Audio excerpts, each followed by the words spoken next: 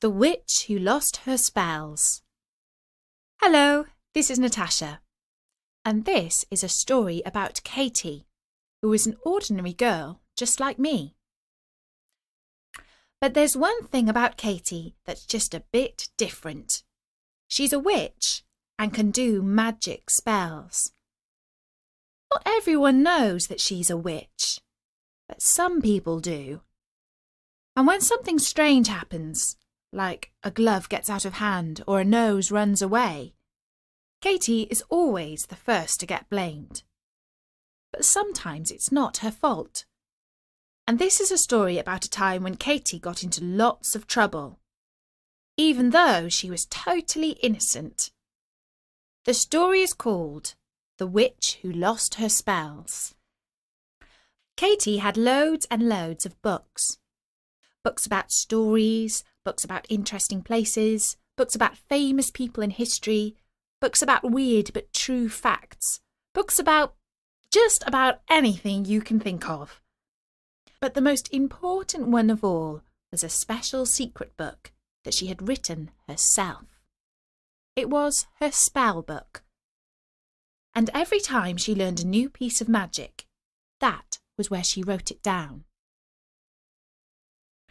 Normally, Katie kept her spell book at home, and that was where it stayed.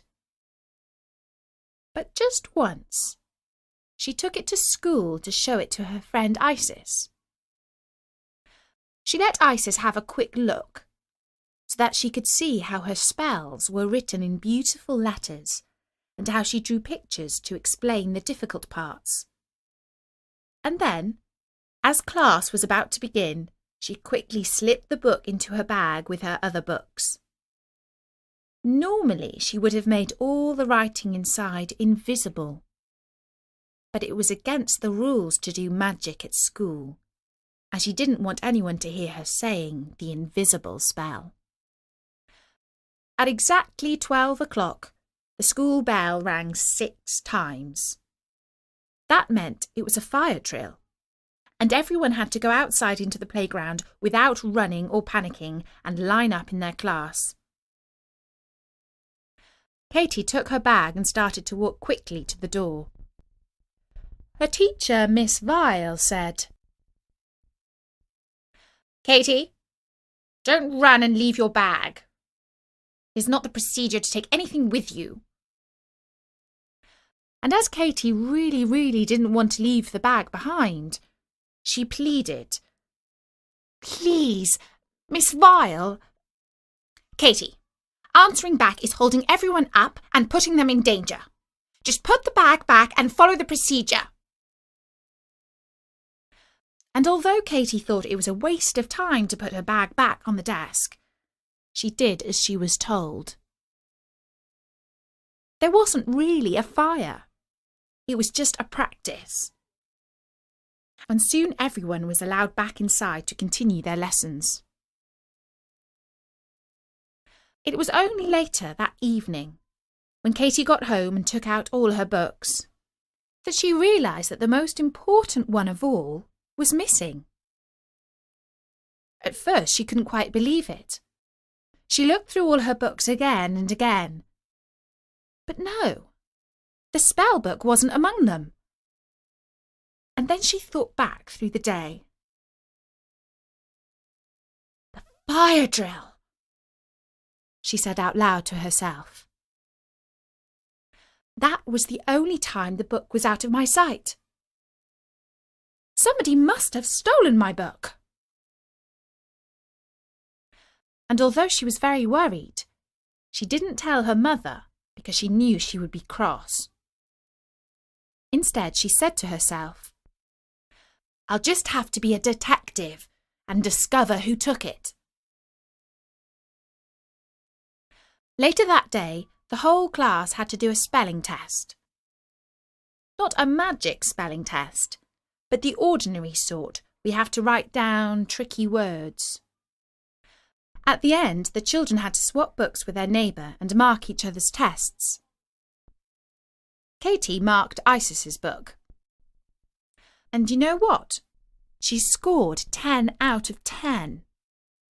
And Katie thought, Nobody could know how to spell all of those terrible words. She must have cheated with magic. Isis must have stolen my spell book. And as soon as the bell rang for the end of class, she turned to Isis and demanded, "All right, hand it over." "Hand what over?" "You know perfectly well what. My spell book. You stole it yesterday during the fire drill." And Isis looked like she was going to cry. "Katie, how could you say such a nasty thing? I'm your friend. And besides, I left for the drill before you and came back after you. So if anyone stole your book, it wasn't me." And Katie remembered that it was true. Isis had left before her and come back after her. So it couldn't have been her that stole her book. "Yes, that's right," she said. "I'm sorry I accused you. But who could have taken my book?" "I know who," said Isis. "It was Isabel. When you were showing me your book, she was kind of hovering around, pretending not to be interested. But she's such a nosy Parker, I bet she was listening in. And I think she's the one who took your book." Katie and Isis decided not to accuse Isabel straight away, because then she would be on her guard. Instead, they watched her closely to see if she gave herself away. The next day, Isis came into class very excitedly and whispered into Katie's ear, "Have you seen Isabel yet? She's smiling all over her criminal little face. Mrs. Hepworth has said that she can go on holiday 2 weeks during term time. Her dad is going to California for his work, and he's going to take the family with him to see Disneyland. Mrs. Hepworth never lets anyone take time off school. Isabel must have put a spell on her." And Katie was sure that her friend was right. But then it turned out that it was all a mistake. Isabel's dad had promised to take her to Disneyland, but he hadn't asked Mrs. Hepworth, who was the head teacher, and when he did ask her, she said, "No, not under any circumstances can Mickey Mouse be more important than mathematics." And Isabel didn't go to Disneyland with her family. So it couldn't have been Isabel who stole the spell book. And then some strange things began to happen around school. Mr. Cotton liked to put his gloves on the table. One time, when he turned his back to write on the whiteboard, a glove started to walk across the table on 2 fingers. When he turned round, it flopped down again. The whole class started laughing, and Mr. Cotton said, "All right. Will somebody let me in on the big joke?" And Moira said, "Katie did a spell."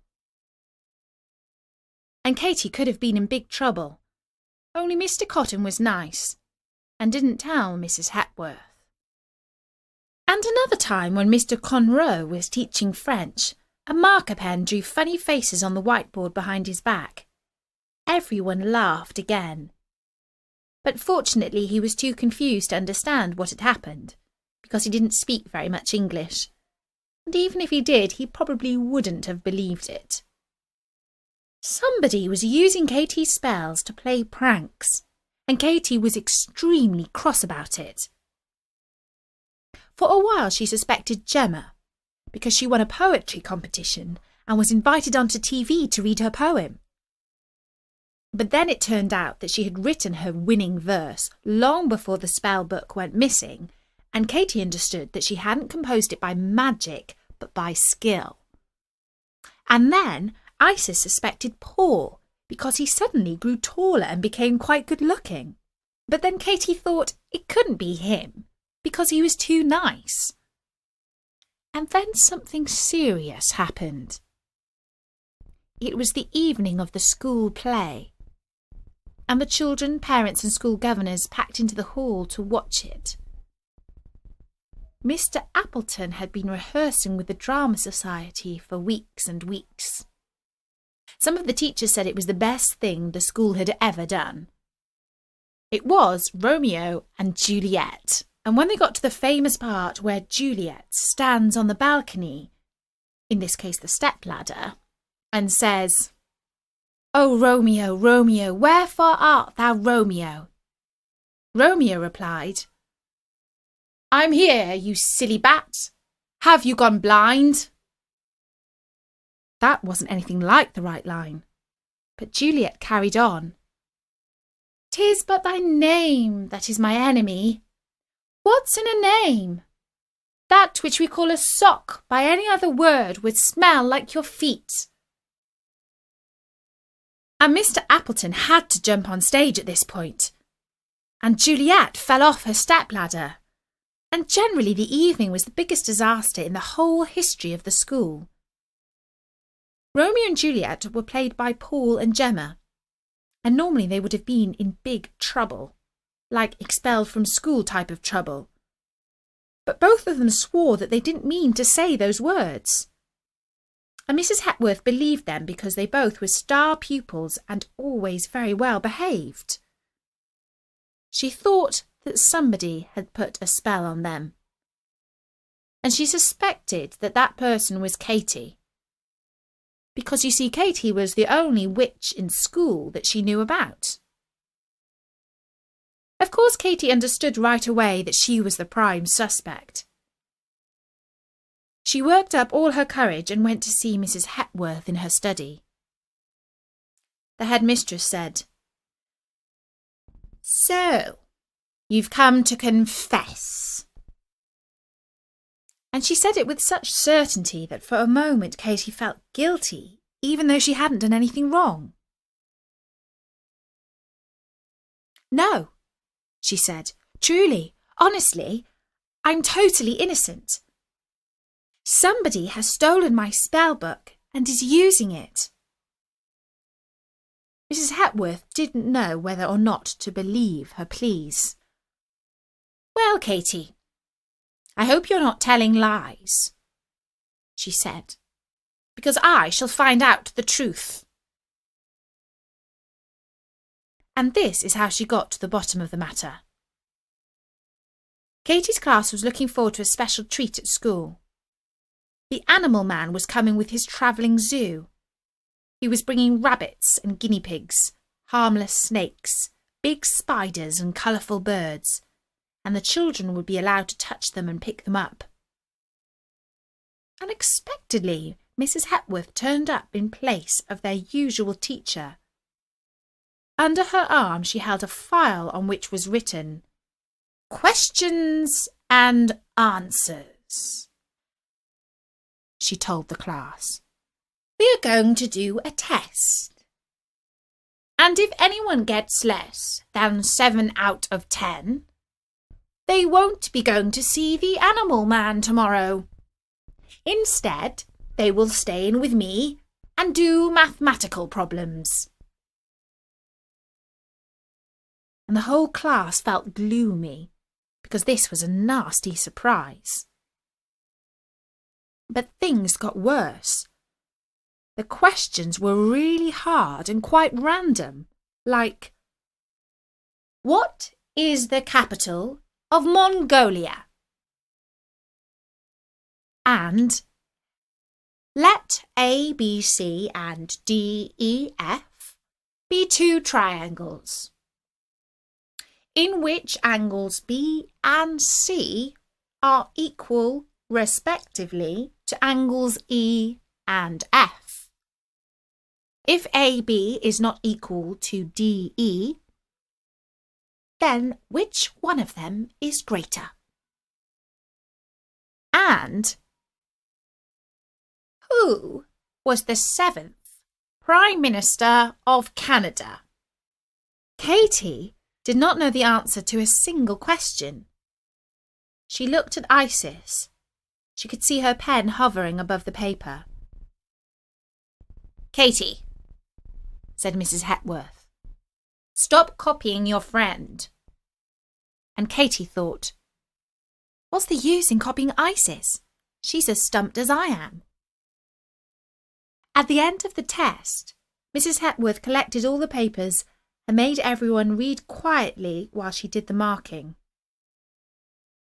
At the end of the lesson, Isis asked, "Please, Mrs. Hepworth, did anyone pass the test?" And Mrs. Hepworth gave a reply that nobody understood. She said, "Which is the witch that wished the wicked wish? Soon we shall find out." When she was gone, Isabel was saying to her friends, "It's all Katie's fault. We're being punished because she put a spell on the school play."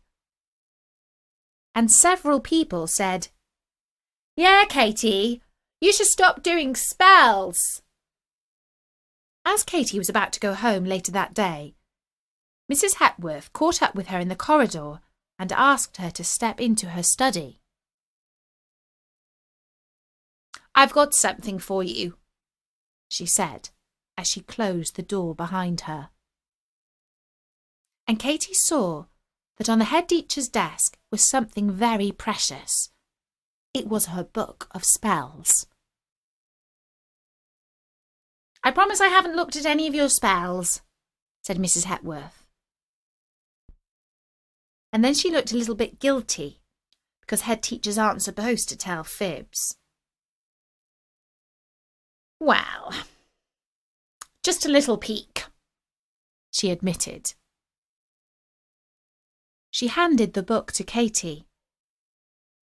"Thank you, Mrs. Hepworth," said Katie. "But how—" And Mrs. Hepworth explained. "The test I set today wasn't an ordinary one. It was a witch test. A certain somebody answered all the questions. And that certain somebody used magic spells. Your magic spells which he or she stole." "But wasn't that unfair?" asked Katie. "What if that person was just very clever and knew all the answers?" The headmistress tapped her nose, and her lips formed a smug smile. "You see, they didn't give the right answers. They gave the wrong answers. Not just any old wrong answers. They wrote down the very same wrong answers that were in my file. And the only way they could have seen what had been in my file was by magic." And Katie understood that Mrs. Hepworth had played a very clever trick. Although she wouldn't say who that certain somebody was, Katie waited to see who got expelled. But in fact, nobody did, because Mrs. Hepworth thought that if the school governors learned about her special test, they might accuse her of going on a witch hunt, and witch hunts are supposed to be wrong in this day and age. And so, the certain somebody went unpunished. But Mrs. Hepworth knew who that person was, and she was watching them. And that's the story of the witch who lost her spells. And Bertie says, "Do you think you can guess who stole Katie's spells?" Well, maybe we'll find out in the next episode. But until then, there are loads more stories about Katie at storynori.com, including the witch who got into trouble at school and the Valentine witch. So until next time, from me, Natasha, bye-bye.